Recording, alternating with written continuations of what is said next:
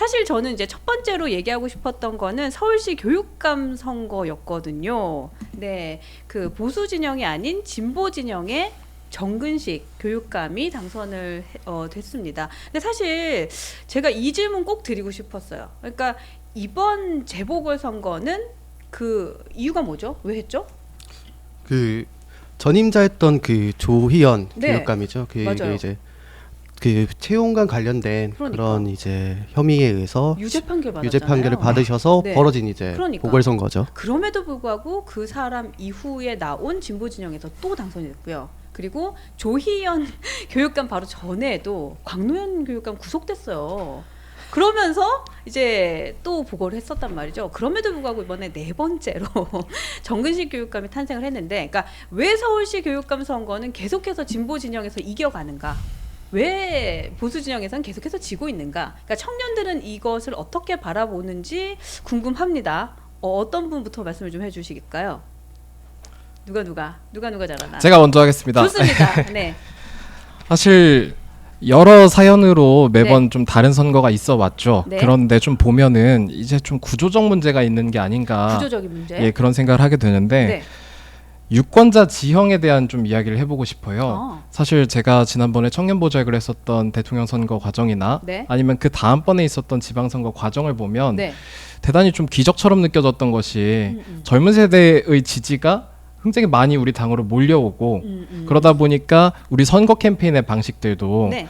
캠페인의 방식의 대상이 젊은 세대에 맞춰지다 보고 그리고 나서 이제 실제로 젊은 세대의 지지가 우리 당으로 향하고 그것에 신나서 더 캠페인을 벌이고 네. 이런 선순환의 구조가 좀 있었던 것 같은데요. 그 이후에 있었던 일련의 과정들을 통해서 네. 젊은 세대가 좀 이탈하는 과정들이 좀 있었잖아요. 그 이후에 이제 당대표도 여러 번 바뀌고 네. 그다음에 선거의 구조라는 것, 그다음에 귀책 사유, 예를 네. 들면 강서보궐선거는 우리 당의 귀책 사유로 벌어졌던 선거였고 이번에 이제 서울시 교육감 같은 경우는 정당이 공천하진 않았지만 네. 사실상의 여야 맞대결이었던 구도였는데 네. 그런데 이제 귀책 사유가 서로 양당에 달랐음에도 불구하고 그럼에도 불구하고 지금 선거 결과가 계속 유사하게 나타나고 있는 것은 네. 어떤 다른 이유보다는 유권자 지형 자체가 이 보수나 국민의힘에게 굉장히 불리한 구도로 가고 있는 것 아닌가라는 생각을 하게 됐습니다. 그러면 서울시에서 진행한 서울시 교육감 선거이기 때문에, 그러니까 그 지형적으로 서울에는 어쨌든 보수 진영보다는 진보 진영이 조금 더 유리한 판세였다라는 걸로 지금 논평을 해주시는 건가요? 예, 맞습니다. 네, 또 다른 의견이 혹시 있으실까요? 저는 조금은 다르게 생각합니다. 좋습니다. 물론 저도 뭐 지형 자체 그리고 유권자들의 성향이 많이 뭐 불리했다 그 점에 대해서 부정하지는 않는데요. 네네. 사실 지난 조희연 교육감이 3선을 하실 동안은 네. 이제 매번 보통 단일화 안 해서 졌다, 단일화 했으면 이겼다 그 이야기가 항상 나왔잖아요. 네. 그런데 7회 지선 때는 네. 우리가 이제 보수 진영이 탄핵을 경험한 직후의 지방선거였는데도 네. 그러니까 합치면 이겼었단 말이죠. 근데 그 그때가 사실 더 불리할 때잖아요. 그렇죠. 따지고 보면 네. 그때는 정말 구청장 25개 중에 네. 24개를 뺏긴 그런 상황이었단 말이에요. 강남구청장도 심지어 뺏길 정도로. 그런데도 그때는 이겼는데 지금은 단일화 핑계도 못 대는 게 정근식 후보가 50.24%로 과반을 가져갔어요. 네. 그럼 이건 사실 유권자 지형이 변해서 진 거다라고 하기에 조금 오류가 있는 것 같아서 저는 물론 그 말도 사실이지만 발전을 하려면 네. 그러니까 다음엔 꼭 이기겠어 하고 발전을 하려면은 결국 우리가 이걸 잘못했다. 그러니까 우리 진영에서 이런 문제점이 있었다를 찾는 게 오히려 더 낫다고 생각하거든요. 그러니까 유권자의 구조적인 문제보다는 우리가 부족한 게 있었다. 네. 어떤 게 있다고 생각하세요? 저는 일단 이제 유세나 네. 아니면 메시지를 캠프에서 또는 후보자가 이제 내잖아요. 유권자들에게 나를 찍어달라고. 네. 그 과정에서 조금 부적절한 메시지도 있었다고 생각해요. 예를 좀 들어볼까요? 제가 이제 뭐 정리를 해봤는데 제가 너무 캐묻는 거 아니죠?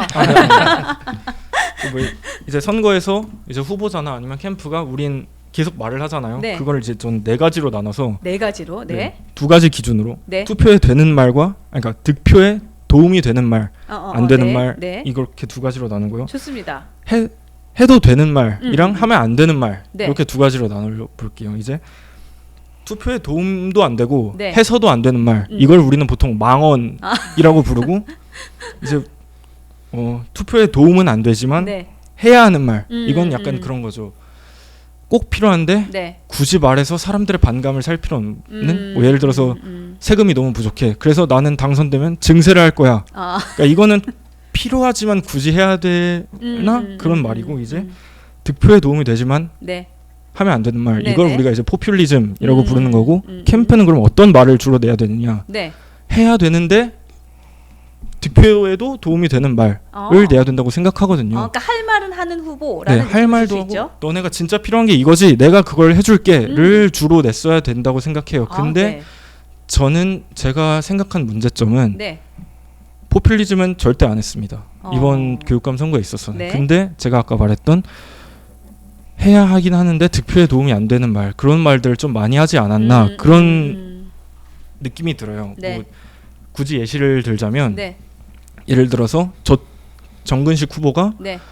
약간 조정학 후보에게 친일 교육 심판하겠다, 뉴라이트 교육 척결하겠다 그런 거를 프레임을 씌워버렸어요. 네. 그러면 우리가 그걸 탈피하려고 할 때 네. 아니 저는 어떻게 탈피하고자 했냐면 네. 지금까지 10년 동안 교육을 책임진 건 조희연 후보 조희연 교육감 아니셨냐? 네. 그럼 조희연 교육감이 지금까지 네. 친일 교육을 했다는 말인가요? 약간 그런 식으로 풀어 나가려고 했어요. 근데 몇몇 분들은 역사 교육이 그렇게 중요한가요? 다른 게 더 중요하지 않아요? 약간 그런 식으로 풀어 나가려고 하시더라고요. 그러니까 저는 그런 게 조금 아쉬웠어요. 그러니까 캠페인 과정에서 네. 후보에게 조금 더 유리하게 네, 네. 좀 펼쳐 나가는 것이 좀 부족했다라는 평가를 해주신 것 같아요. 네, 맞아요. 정리 잘했죠. 맞습니다.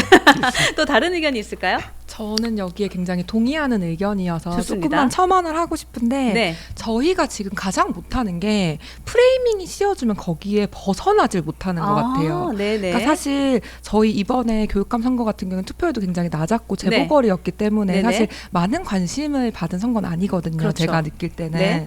근데 그럼 좀 더 직관적이고 이 사람이 어떤 가치를 지향하는지가 좀 더 잘 드러났어야 됐는데 네. 어떤 프레이밍이 씌워졌을 때 그게 사실이 아님에도 불구하고 그걸 전혀 벗어나지 못하는 패턴을 저희가 지금 여러 차례 반복하고 있다는 게 가장 아쉬운 부분이었고 그게 사실 잘 드러나서 이번에서도 네. 특히 교육감 선거 같은 경우에는 사람들이 좀 더 정책적인 이런 거보다는 네. 딱 어떤 사람이다 어떤 교육관이다 이게 더 잘 보여야 될 것 같은데 그 부분이 굉장히 아쉬웠습니다. 근데 이제 최근 갑자기 생각이 드는데 그러니까 국민의힘에서 한동훈 대표님의 최근 행보를 보면서 저는 이거 되게 좋다라고 생각했던 것 중에 하나가 프레임이었어요. 네, 그러니까 맞습니다. 뭔가 그 민주당에서 뭐 이상한 뭐 계엄령 얘기하고 이상한 얘기 많이 했잖아요.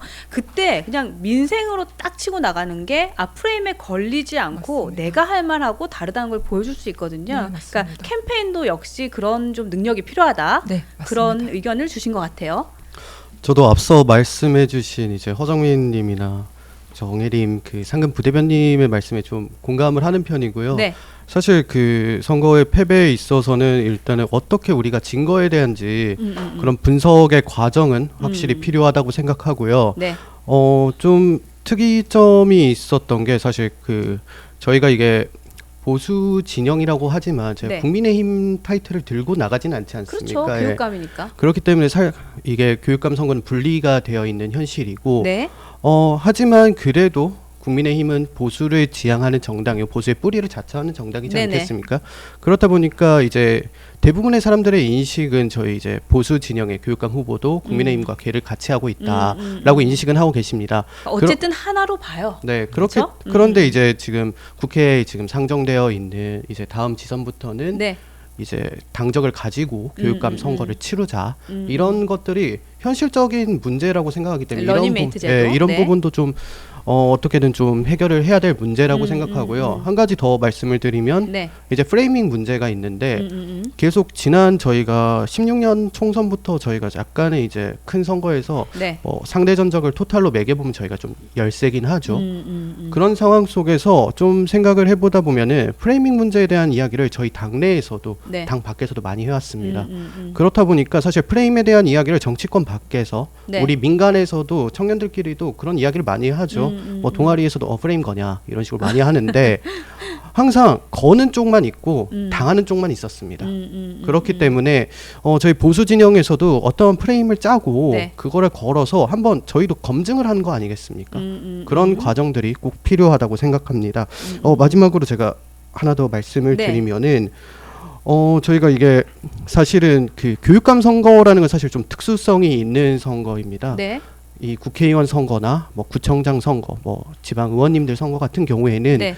전 세대와 전 분야를 아우러서 대표할 수 있는 분을 뽑는 겁니다. 그렇죠. 하지만 이 교육감 선거는 되게 특정 분야를 가지고 하는 거이기 네. 때문에 주 관심층은 사실 아이를 양육하거나 지금 이제 점점 더 관심이 많아지시고 우리 상금 부대변인님 이제 그런 층들이 사실 더 깊게 관여하고 아마 더 지켜보고 투표에 더 참여할 의지도 많으셨을 겁니다. 그렇죠. 그런데 네. 이제 아까 허정민님께서 말씀하신 것처럼 네. 메시지나 이런 부분에 있어서 네. 좀 그런 층들을 향해서 현실적인 이야기를 해서 좀 집중적으로 공략을 해야 되지 않을까 그렇게 생각을 합니다. 좋습니다. 이제 캠페인에 대한 이야기부터 또 말씀해 주셨던 뭐 프레임에 대한 이야기, 그리고 또 우리가 좀 현실적으로 공약에 대해서도 좀 더 신경을 써야 된다라는 얘기까지도 다양한 의견 청취했습니다.